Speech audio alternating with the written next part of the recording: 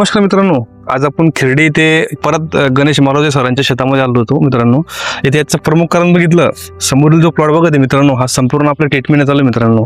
तर मागं यांच्या आपण युट्यूबवरती व्हिडिओ अपलोड केले मित्रांनो. त्यांना जर्मिनेशनची समस्या आली होती, त्यावेळेस आपण त्यांना जर्मिनेशनची पॉवरचं बकेट दिली मित्रांनो सोडण्यासाठी. आता यांना आपण काय काय सोडायला दिलं मित्रांनो, सुरुवातीपासून तर आतापर्यंत संपूर्ण यांच्याकडून जाणून घेऊ मित्रांनो. आणि मागच्या वर्षीच्या प्लॉटमध्ये या वर्षीच्या प्लॉटमध्ये यांना काय फरक दिसून आला मित्रांनो, ते आता त्यांच्याकडून विचारून घेऊ आपण. आता याला तुम्ही सुरुवातीपासून काय काय सोडलेलं संपूर्ण सांगा एक वेळेस. सर्वात अगोदर जर्मिनेशन व्यवस्थित होत नव्हतं, त्यामुळे आपण जर्मिनेशन पॉवर सोडलं सर्वात अगोदर. बर. त्यानंतर 8 ते 10 दिवसांनी मायक्रोराजा आणि रूट मोर सोडलं. बर.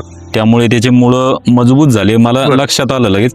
त्यानंतर बॅक्टेरिया सोडला आणि सोडलं 2-5 कंच तुम्हाला पडत होते, पिळ होते आणि काही कंद पिवळेही झाले होते, त्यामुळं चांगला फरक दिसून आला.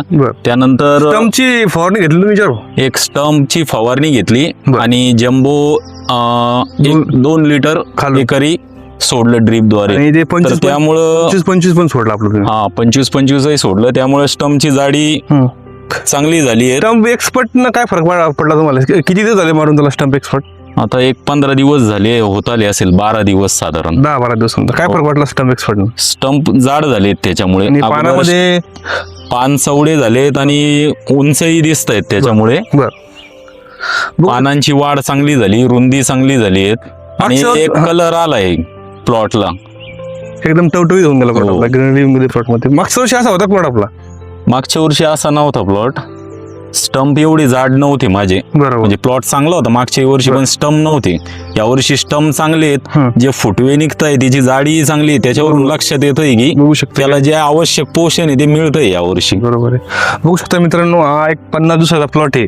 यांना लागवडीपासून आपलं जे ट्रीटमेंट, संपूर्ण ट्रीटमेंट आपल्याकडचं मार्गदर्शन प्लस आपले जे पवन ॲग्रोचे प्रोडक्ट आहे संपूर्ण त्यांना आपण देते मित्रांनो. तुम्ही बघू शकता त्या ठिकाणी थोडं जवळून जरा आता बघू शकता मित्रांनो, स्टंपची जाडी बघू शकता, नवीन फुटवा पण तुम्ही त्या ठिकाणी बघू शकता मित्रांनो. बघू शकता पानाचं जे अजिबात पतलं पान नाही मित्रांनो, एकदम रफ पान आहे. आणि तुम्ही बघू शकता पानाचं हे बी बघू शकता मित्रांनो, एकदम चांगलं चवडं पान आहे मित्रांनो. बघू शकता या ठिकाणी स्टंपचं रिझल्ट बघू शकता मित्रांनो तुम्ही. आणि 10-12 दिवस अगोदर आपलं स्टंप फवारलं होतं आणि खालून जमवलं मित्रांनो. तुम्ही बघू शकता एकदम टवटवीत आणि एकदम हिरवागार प्लॉट आहे मित्रांनो यांचा.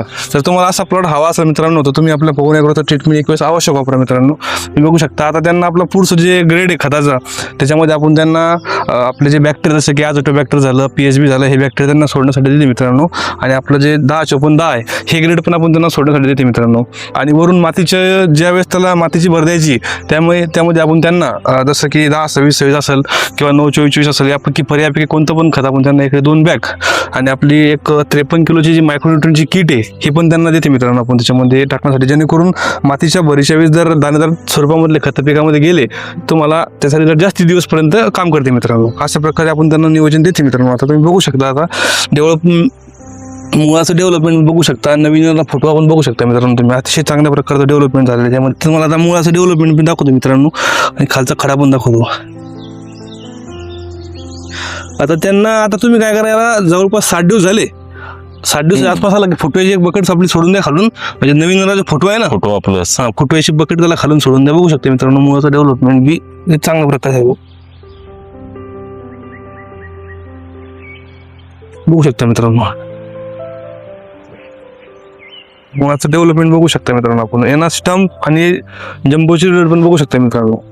स्टंप वापरल्यामुळे काय होते मित्रांनो, पानाची लांबी रुंदी वाढते आणि जे कांडी आहे ना मित्रांनो, जी कांडी या कांडीला लांब करण्याचं काम आपलं स्टंप एक्सपर्ट करते मित्रांनो. आणि जम्बो काय करते, या कांडीला फुगवण्याचं काम करते मित्रांनो. त्यामुळं दर 15 दिवसाला तुम्ही जम्बो आणि स्टंप एक्सपर्ट जर आपलं वापरलं मित्रांनो तर बघू शकता नवीन पण फुटवा त्यांना येते मित्रांनो. अतिशय निरोगी प्लॉट आहे मित्रांनो यांचा. ते एक वेळेस तुम्ही ट्रीटमेंट आपलं आवश्यक वापरा. आता ज्याला तुम्ही फुटव्याची बकेट सोडा, तुम्हाला जे ग्रेड सांगितले मी त्याला वापरून घ्या तुम्ही. दाणेदाराचं खतं वगैरे समजा पर्याय म्हणून कोणतं पण बघू शकता मित्रांनो. मुळाचं डेव्हलपमेंट बघू शकता. शेतकऱ्याला काय सांगाल तुम्ही आपल्या याच्याबद्दल, प्रोडक्ट बद्दल किंवा याच्याबद्दल? मला चांगला रिझल्ट वाटतोय पवन ॲग्रोचा. शेवटी शेतकरी प्रत्येकाला वाटतं की चांगलं उत्पन्न भरघोस व्हावं, बरोबर आहे, चांगलं निरोगी प्लॉट राहावा. तर त्यासाठी मी पवन ॲग्रोचे प्रोडक्ट वापरावं माझ्या अनुभवावरून ही मी तुम्हाला विनंती करतो.